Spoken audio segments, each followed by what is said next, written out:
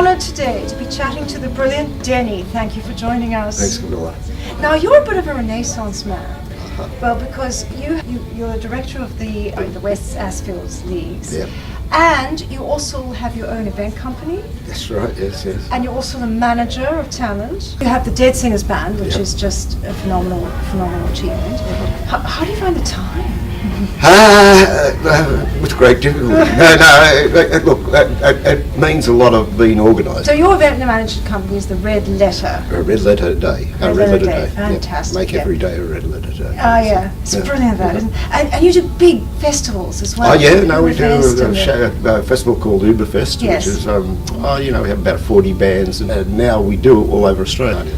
And well, you're always really good at spotting young talent, aren't you? Well, look, been at it for a while, you know, Well, you started with Throb when you were really young. I did, yes. So just out of school, the first band was Throb, and fortunately for us, we had a big hit, and just went from there, I guess, you know, and so. That was Fortune Teller. The Fortune Teller, yeah. That was great. I love those. Those songs are just fantastic. The Master's Apprentice. The Masters was a great time. We had a fantastic time over in England. And didn't you also run a band with your brother as well? Yeah, Colin and I ran a band called Good Time Charlie. Good Time Charlie, and that used to be His Majesty. That's right. Yes. Yeah, His Majesty morphed into Good Time Charlie. Yes. You just have band after band and band and success after success. What's your secret?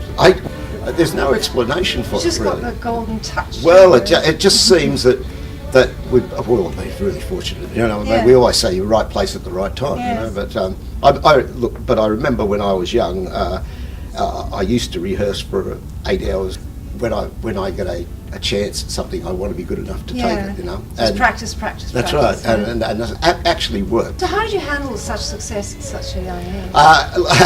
That's a good point, because when the Throb took off, it really did take off all over Australia, and all of a sudden you're elevated to this sort of godlike status. Yeah. Well, you know, and I remember in Adelaide once, came around the corner and there was a cardboard cutout, life-size picture of me and the other guys, you know. Freak you out. And that did freaks you out, because you're very young and you go, wow, I must be a star or something, you know. But you soon brought it back down to earth when when the band finishes and stuff like that. Thankfully, we just went from band to band, and everything's worked for us, so it's good. It's fantastic. And the Dead Singer Band at the moment is your passion. Absolutely, at the moment. It's fantastic. It is a band that we all get along. It's like a family. Always a joy to play, and we're playing the stuff of people that we personally knew, that we were friends of. Lots of absolutely legends, you know, and sadly they've passed on. But we can help to keep legacy. keep it alive for people, and I love it when we finish a show or something and somebody comes up to me and says, gee, I didn't know that about Billy Thorpe, thanks for letting me know that, you know. And tell us a bit about your work at the Leagues Club.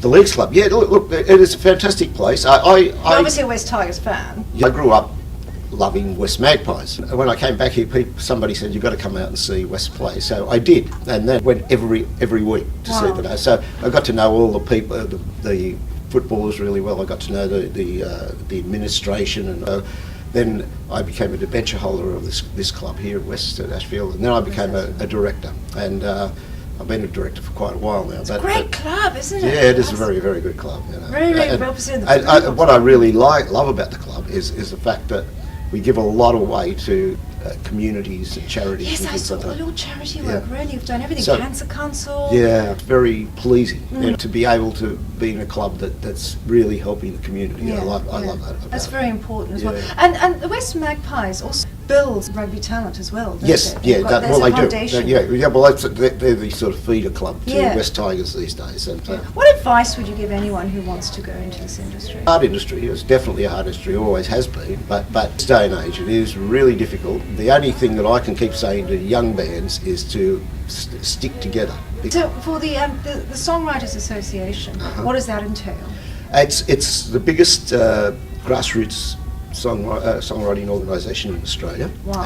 And every year we have the biggest songwriting competition in Australia, and all the winners from that It's all over Australia, and all the winners of all the genres, there's 13 genres. We get to a top 10. Every year we have a awards night, and we get all the winners, even if they're from Darwin or something, they get flown to Sydney, and they get to play their song. All the music heavyweights, they all arrive and give out the awards. And Talent things like that. scouts.